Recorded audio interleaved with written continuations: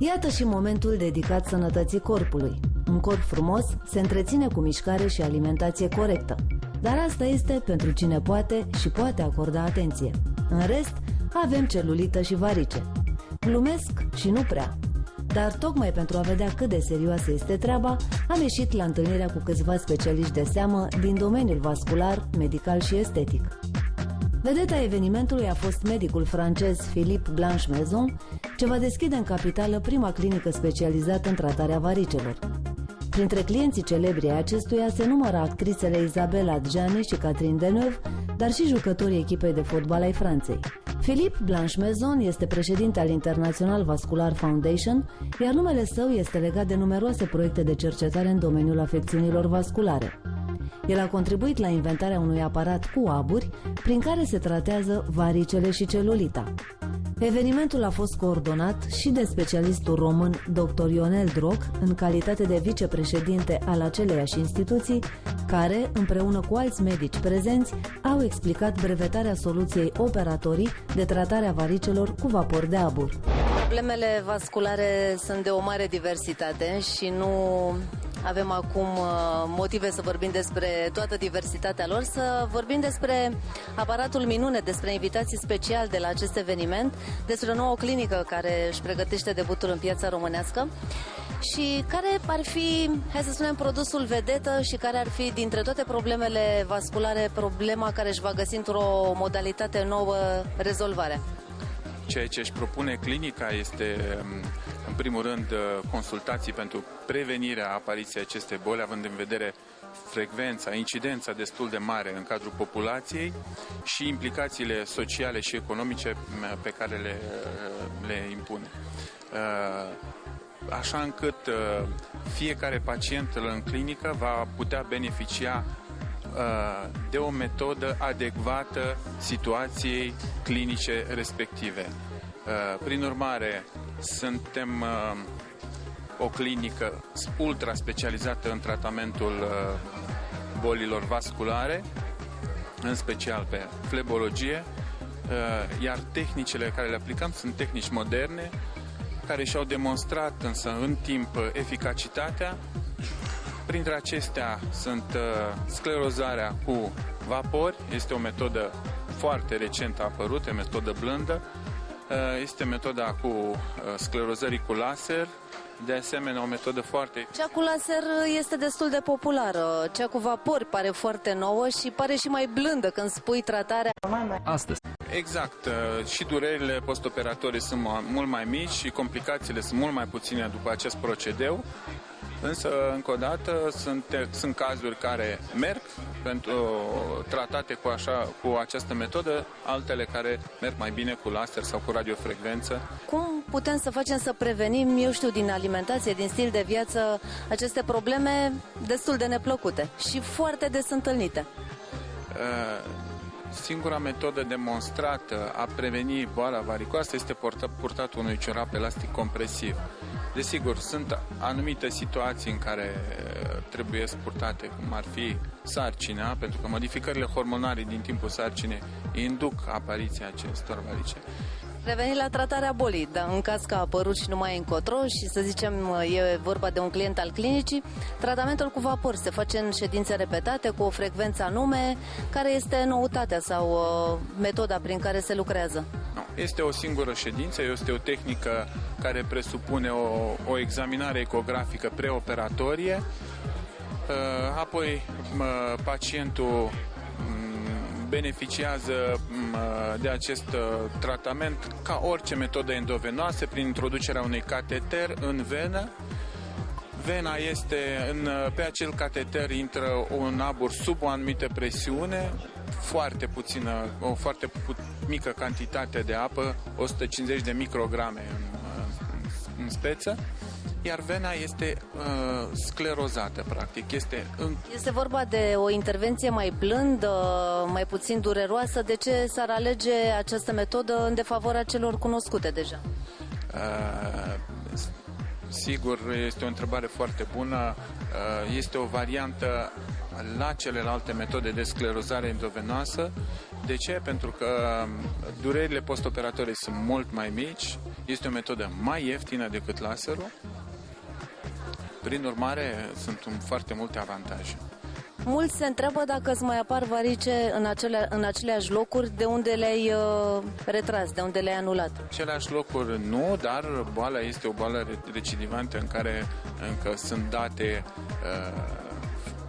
științifice foarte puține. Practic nu știm care este mecanismul trigger prin care apar aceste boli.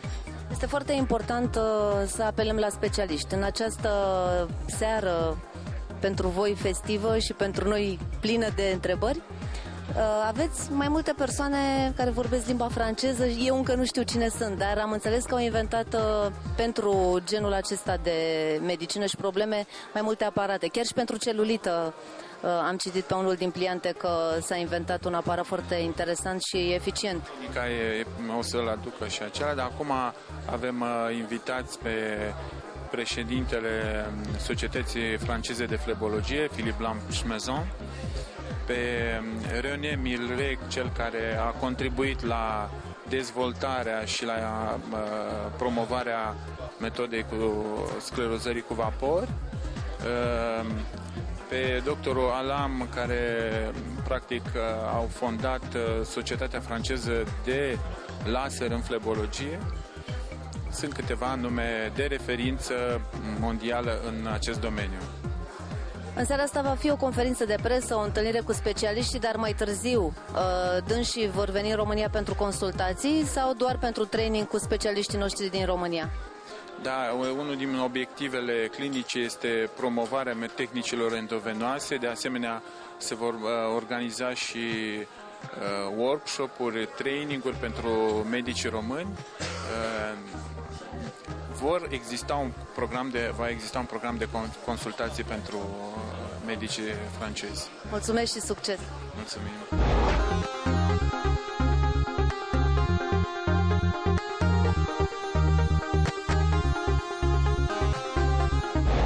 Să nu facem varice, Flori? Mă bucur tare mult că pot să povestesc despre lucruri pe care eu le-am, să spun așa, le-am experimentat pe propriul corp. Știi, oamenii au impresia că este foarte ușor să tratezi când se întâmplă ceva, dar eu spun că este foarte ușor să previi.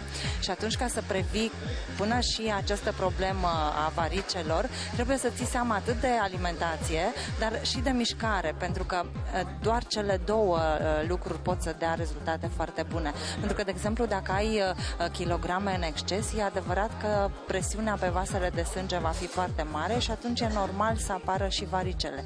Pe de altă parte, o alimentație mai bogată în grăsimi generează și ea o circulație greoaie și de acolo, bineînțeles că, din nou, varicele sunt gata apărute. Ei, sportul vine să ajute oarecum. De ce? Pentru că intensiv. Vreau să specifici din sport ce? Sunt mai multe feluri. Să alergăm, să notăm, să facem genoflexiuni? Eu recomand, în primul rând, pentru a preveni apariția varicelor, notul, mersul și nu formele foarte dure de a face mișcare. Pentru că în felul acesta activezi circulația sanguină și faci în așa fel încât dilatarea să nu fie foarte mare a vaselor de sânge, ci să fie într-un ritm constant încât să suporte peretele vasului de sânge acea dilatare și să nu intervină rupturi. Pe lângă asta există un remediu, să zic așa, la îndemână, acela când vii de la serviciu obosită după o zi în care ai stat foarte mult în picioare sau pe scaun, pentru că și statul pe scaun este o problemă destul de... Și statul picior peste picior. Și statul picior peste picior, pentru că spui, am stat pe scaun, ce am făcut? Ai stat pe scaun, dar circulația ta n-a fost foarte bună și de aici apariția varicelor este... Cele care poartă tocuri înalte? Exact. Adică noi. Așa. Sunt anumite probleme pe care trebuie să le eliminăm. Dar putem să echilibrăm oarecum cu ajutorul unui exercițiu foarte simplu. Te așezi pe spate culcat undeva pe canapea, pe covor, unde vrei și ridici picioarele pe perete. Ei, și acolo încerci să faci câteva mișcări. Tragi genunchii la piept, ridici, te joci un pic cu picioarele pe perete. Ei, în felul acesta intensifici circulația sanguină și nu mai se face stază la nivelul gambelor sau picioarelor. Deci cine n-a ajuns atât de grav să aibă nevoie de aparatul cu laser și vapor, stă cu picioarele pe pereți, pe tavan, pe unde apucă, în sus să fie. În sus să fie picioarele, că e foarte important. Și apoi, bineînțeles că renunțăm la produsele de patiserie și cofetărie care conțin un amestec nu tocmai sănătos. Părăm înghețată și o punem și pe ea tot pe picioare. Să știi că băile alternative, că mi-ai ridicat un pic la vileu, sunt foarte eficiente. De ce? Pentru că ele nu fac decât să intensifice din nou circulația și să avem parte cât de puțin de probleme de, nu știu, de varice sau de celulită sau de orice altă problemă. Cred că lumea te aplaudă de când ai început să spui lucruri atât de interesante, ai primit și aplauze. Hai să ascultăm și pe oamenii de știință, zic. Sigur. 18 million persons had this disease, and I think it is perhaps the same in Romania. And you know it is a chronic disease with a risk of complication, but it is a very low evolution. The biggest problem is, the immediate problem is aesthetic. This disease had a lot of symptoms. You can have swollen legs, edema, but also heavy legs, or telangiectasia, or varicose disease.